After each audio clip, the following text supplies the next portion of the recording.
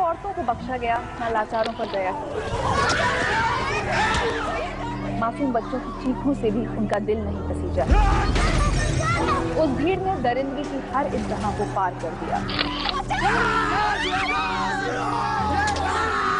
लोग तड़पते रहे, चीखते रहे और वो मारते रहे। कहीं औरतें बेवा हुई तो कहीं बच्चे अनाथ।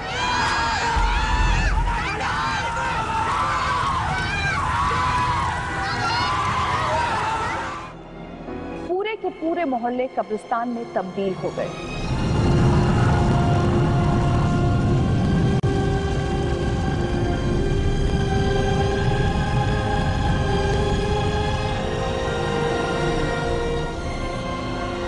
गुजरात के दंगे हमारे देश के इतिहास में बदनुमा दाग है। वो काली स्याही जो आज भी न जाने कितनी आंखों से आंसू बनकर बहती है। गोधरा में साबरमती एक्सप्रेस में लगी आग की तपिश ने पूरे गुजरात को अपने आगोश में ले लिया और चंद दिनों में ही 1000 से ज्यादा लोगों को अपनी जान से हाथ धोना पड़ा।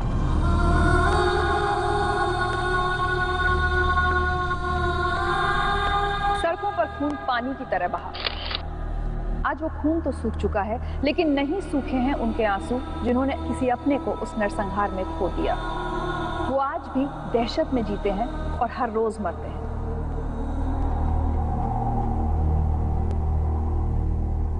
आज हमारे साथ हैं कुछ ऐसे लोग जिन्होंने उस नफरत की आग में अपनी आंखों के सामने अपना सब कुछ राख होते देखा है।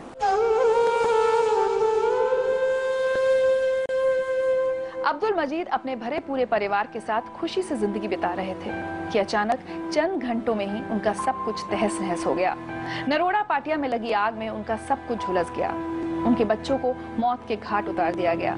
उनकी बेटी के साथ बलात्कार किया गया। उनकी गर्भवती पत्नी को भी नहीं बख्शा गया।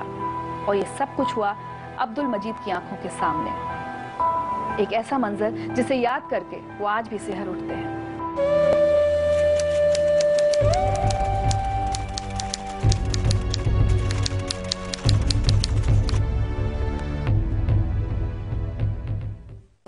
मजीद भाई, 28 फरवरी 2002, 10 साल पूरे होने को हैं, लेकिन आपकी यादें अभी भी ताज़ा हैं और बहुत बुरी यादें हैं।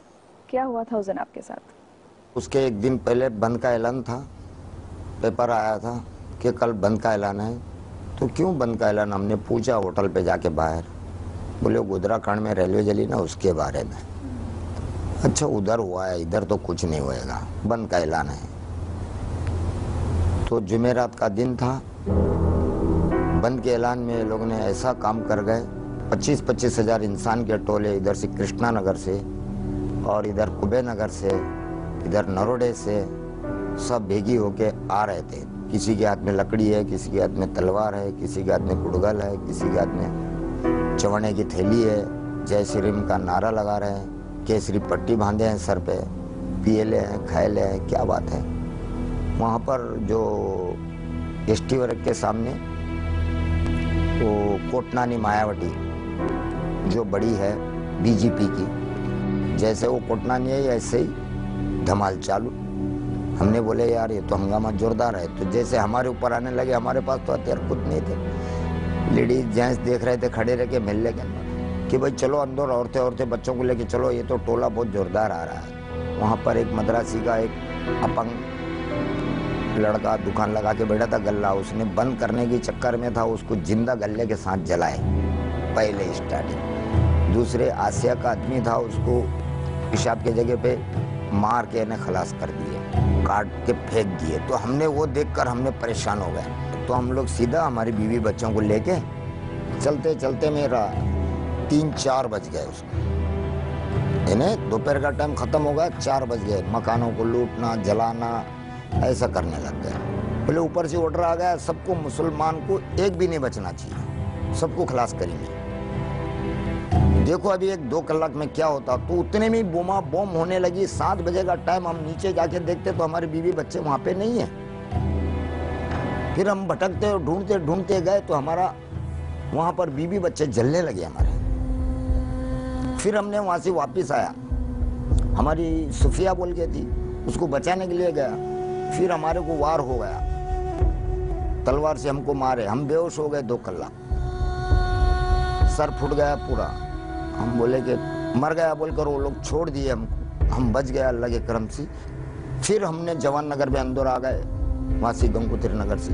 तो हमारा लड़का और 2 फैमिली, बीबी बानू का आदमी, वो लोग जल के पानी की टाकी में डूब रहे थे, रो रहे थे बहुत खराब। मैं बोला याशीन बेटा, अब्बा बोलते ही मैं बोला मेरा बेटा मिल गया। जब हमारे बेटे को बोला कि बेटा क्या हुआ, तो पूरी तमाम जो है ना, ये चेहरा पूरा जला हुआ, ये जला हुआ, ये भाग जला हुआ, सीधा हाथ सीधा पैर पूरा जला हुआ, यानी फूल गया था वो। मैंने बेटा सब्र कर, अल्लाह बहुत बड़ा है। फिर मैं बोला यहाँ पर बैठ ऊपर तेरे खाला के पास, मैं ढूंढ के आता हूँ तेरे अम्मीनों को। अरे वो तो जल रहे हैं बोले। लड़का जैसा बोला उसको वहाँ पर सिप करके फिर से मैंने ढूंढने किया तो हमारे लड़कियों का रेप हो रहा था। 14 साल की एक छोकरी, 15 साल की छोकरी, 18 साल की छोकरी, 20 साल की छोकरी को काट के इन्हें फेंक रहे थे, रेप करके मजाक करके इन्हें तलवार से काट के फेंक रहे थे। इस तरह मेरे नजरों देखे हैं।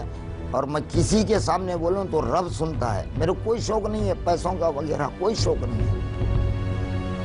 सिर्फ एक मजबूरी में एक धंधा लगा के बैठा हूं कि मेरा ध्यान बाहर हो जाए, नहीं तो मैं पागल हो गया था। वहां से इतनी परेशानी में फिर हमने कैसे भी मुसीबत में हमने बचाए, कितने को बचा दिया। एक औरत का रेप वहां पर ऐसा होगा, उसकी डिलीवरी शाम तक होने वाली थी, 7 बजे तक का डिलीवरी होगी, 7 बजे उसका रेप हो रहा है। 7 बजे डिलीवरी हो रही है, 7 बजे उसका रेप हो रहा है। जब उसका पेट चीरकर बच्चा जिंदा निकालकर तलवार से 2 टुकड़े कर रहे हैं वो लोग, और जिंदा बच्चा निकला।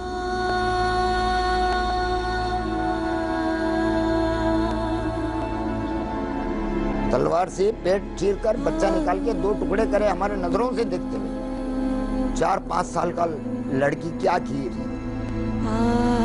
20 साल का, 25 साल का, 18 साल का एक जवान इस तरह रेप कर रहा है। 12 साल 14 साल की छोकरी को लंगी करके रेप कर रहा है। चिल्ला रही है बच्ची, अब्बा अम्मा बचा लो।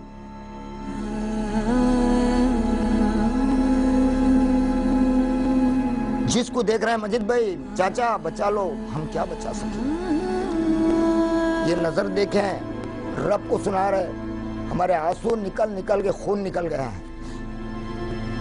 मेरे बीबी बच्चे, 3 लड़के 3 लड़कियां और मेरी बीबी ये मर गए हैं। हमारा लड़का पूरा 20% जला हुआ है, याशीन।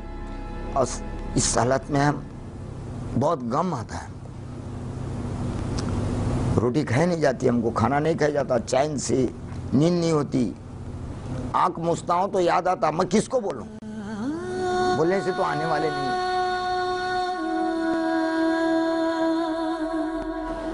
आज भी डर लगता है? हमको डर यही है कि ये लोग कभी भी हमला कर सकते हैं हमारे ऊपर।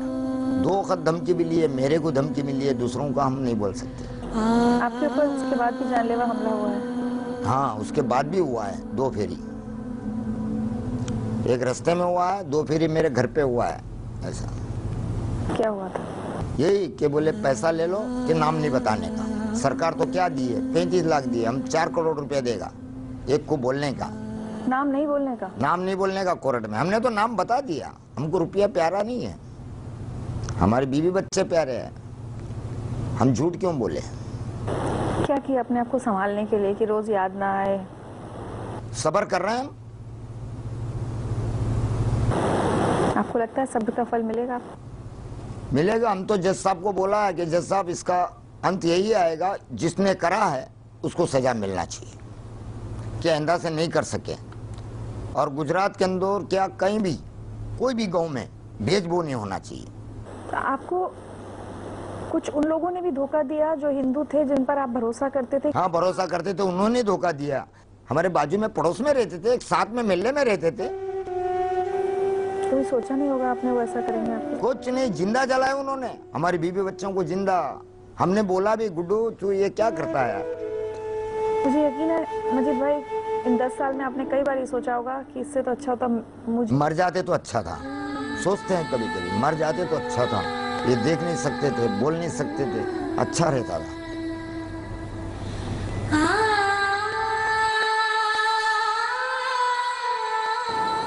अच्छा, आपके मन में नफरत है दूसरे धर्मों के लिए? नहीं नहीं, मैं कर्नाटक में हिंदू के साथ भी रहा, हमारे सेठ के साथ भी रहा, गीता पढ़ता था मैं कन्नड़ी में, पूरी गीता पढ़ के बताया कोर्ट में भी।